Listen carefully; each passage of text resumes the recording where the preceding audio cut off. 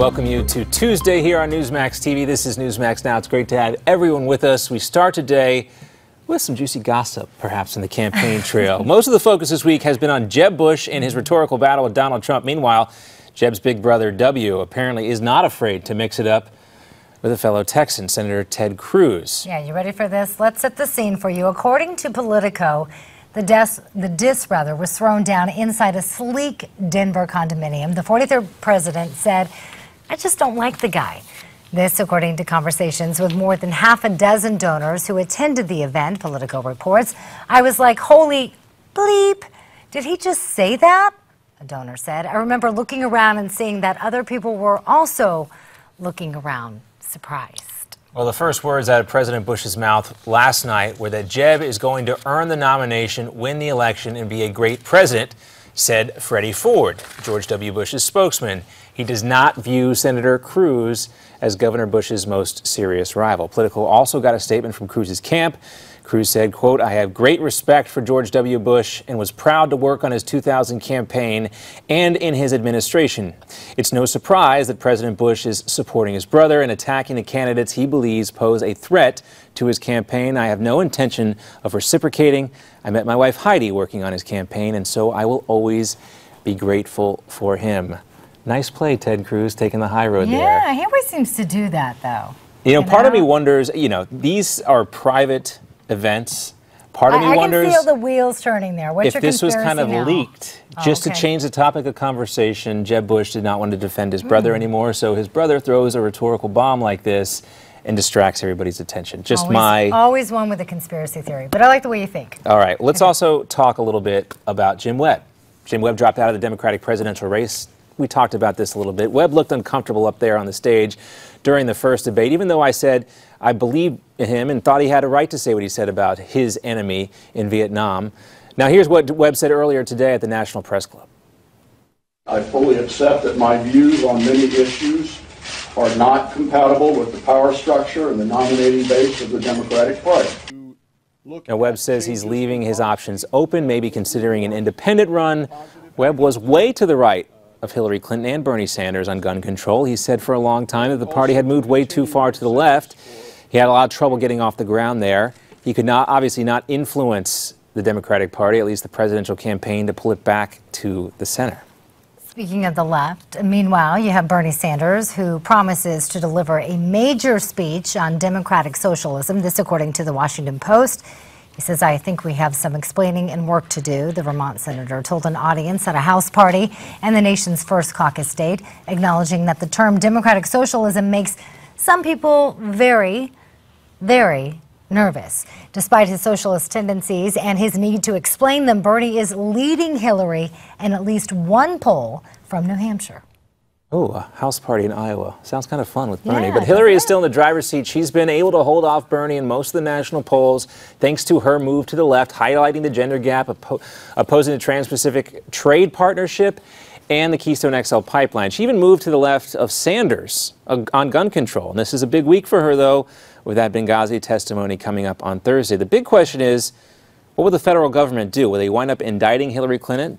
Democrats and the party's frontrunner are literally laughing that off. But Newsmax political analyst Dick Morris has a new column in which he says Joe Biden and his decision to run or not could be a big indicator in what the feds plan to do with Hillary's email case. Quote, "If Joe Biden runs for president, it would be the clearest statement that the FBI investigation of Hillary is serious, that the Justice Department won't back off prosecuting, and that the president is unhappy with Hillary as a candidate. But even without an indictment, Biden could well upend Hillary if and only if he got strong African-American support."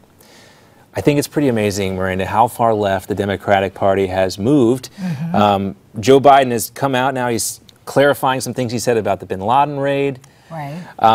Interesting take. Do you think he's going to do it, though? I don't think he's going to do it. I don't think so either, but I don't know. Any more days? I'm afraid to call it, you just I never think know. he's trying to pursue every possible angle. I think he might want to run, but I think what he's finding out, and 38% of Democrats compared to 30 say he should stay out of the race. 30% say he should jump in. So a lot of folks are saying, don't do it, Joe.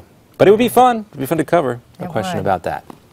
All right. Well, just when you thought Trump couldn't get much higher in the polls, he He does it again, this time out-trumping even himself, John, all across the board. Yeah, it's possible. Take a look. All across the board, the latest polls show Trump surging well over 20%, and in some cases even higher, much higher. Take a look at the newest NBC News Wall Street Journal poll, for instance. It has Trump reaching his highest level of support since jumping into the race. And if you think that's impressive, a new Washington Post ABC News poll shows him with a whopping 28% of the field. That's the highest number he's had since that poll released its numbers in September. And a new Monmouth University poll shows Donald up by as much as 10 points, beating Ben Carson 28-18. While the Trump campaign continues full speed ahead, one candidate appears to be taking a backseat, at least for the time being. Two polls show Carly Fiorina's support taking a nosedive, especially from where it was just last month. CNN ORC has the former HP CEO dipping from 15% to now just 4%. NBC News Wall Street Journal ranks her in sixth place with 7%. Any of this surprise you? The Carly slide surprises me a little bit. Right? She just, she kind of bumped up there after the debate. We'll see what happens. Another debate coming up next week. Can she get back up in there, get as feisty as she has been in the prior two debates, and get a little bit more of a bump? But I don't know. Going back to what Dick Morris was saying about Joe Biden really needing the African-American vote, we're going to talk about President Obama's approval numbers still going up. He's going to be a factor on the campaign trail. Yeah, really going up. And if President Obama throws his arms around Joe Biden and campaigns for him, that could solve that problem that Dick Morris raised in his column. But everybody should check it out. It's up on the Hill. We're going to be talking more about Obama's approval ratings coming up during today's roundtable. But taking a look today at other stories topping your headlines, U.S. and Russian officials sign an agreement today laying out how both countries plan to operate safely in Syria. As soon as the deal is live, there will be constant communication between U.S. military commanders and their Russian counterparts. This comes after military officials warned American fighter jets not to engage with Russian planes flying in Syria. Now, over the past few weeks, Russian fighter jets have behaved aggressively towards American planes. One plane, in fact, flew within just 500 feet of a U.S. fighter jet. Well, Mike Huckabee says Hillary Clinton will stay strong even if Joe Biden jumps in the race. People need to realize these are incredibly gifted, talented, and ruthless political players. And anybody who says, well, Joe gets into the race and everything changes and Hillary's in trouble, don't bet on it. Well, like Dick Morris, Huckabee says he thinks President Obama would rather see Joe Biden as the next president, not Hillary Clinton. Several sources report Biden plans to jump into the race, but don't count on it sometime this week. Donald Trump also making news again as he doubles down on his comments about 9/11. He says George W. Bush's administration was warned about an attack. George Tenet, the CIA director, knew in advance that there would be an attack, and he said so to the president, and he said so to everybody else that would listen. This comes after Jeb Bush claimed the country was kept safe under his brother, former President George W. Bush, during a GOP debate. The FBI releasing new numbers today about police officers and the violence they face. They are reporting that 51 law enforcement officers were killed across the country through October of last year. That's nearly double the amount killed 2 years ago. The FBI also says more than 48,000 officers were the victims of assaults in 2014. President Obama briefly visiting with that 14-year-old clock boy, also known as Ahmed Mohammed, last night at astronomy night at the White House. The president invited the teen to visit after he was arrested for bringing that clock to his school. Mr. Obama did not mention Ahmad's arrest while speaking to hundreds of kids at the White House. Several Canadians are celebrating today after Liberal leader Justin Trudeau easily defeated Conservative Stephen Harper for Prime Minister. Trudeau promises to repair Canada's relations with the U.S. and to take on climate change. He also wants to withdraw his country from the combat mission against ISIS. Israel's Prime Minister accuses the Palestinian president of stoking fears that Israel will shut out Palestinians at a mosque in Jerusalem.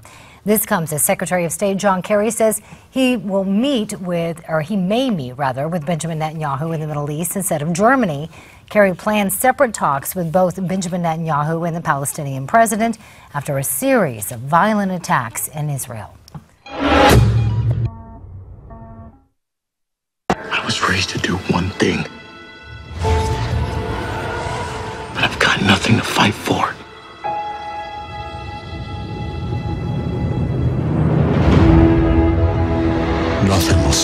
way. I will finish what you started. Do you have chills? I do have chills. I'm pretty excited about this. That was a scene from the new Star Wars trailer that debuted last night during Monday Night Football. And the force is strong with us. People stayed up just to see the trailer. Guilty as charged, and tickets are selling out already, crashing even some sites, but also circulating on Twitter and stirring up a bit of controversy are some posts suggesting the new film is, quote, social justice propaganda piece that is anti-white. Yeah, that curious description has even led to a hashtag boycott Star Wars 7, that's episode 7, with one protest going so far as to say the film promotes white genocide. Yeah, you gotta love the internet. That's the subject of today's rehash. Sometimes it's so ridiculous we can't even avoid it. No. Nick Wigg, senior editor for the Huffington Post, says if you ever find yourself feeling stupid, just remember that boycott Star Wars 7 is a thing right now. Yeah. 6-time Tony Award-winning actress Audra McDonald, boycott Star Wars, folks. Let me get this straight. Wookiees, Ewoks, and droids are fine, but a black person is the problem? Go home. You're drunk. Yeah. Well, we want to hear from you. Is the new Star Wars film anti-white? Just head on over to our Facebook and Twitter pages, and we'll air a few of your comments later on in the show. Let me just solve the debate for you. Okay, let's do it. No, it's not. All right. Okay, we still want your comments. Too good to be true. Speculation swirls as China releases better than expected numbers for its GDP. Up next on Newsmax Now, economist Gordon Chang weighs in on the controversy.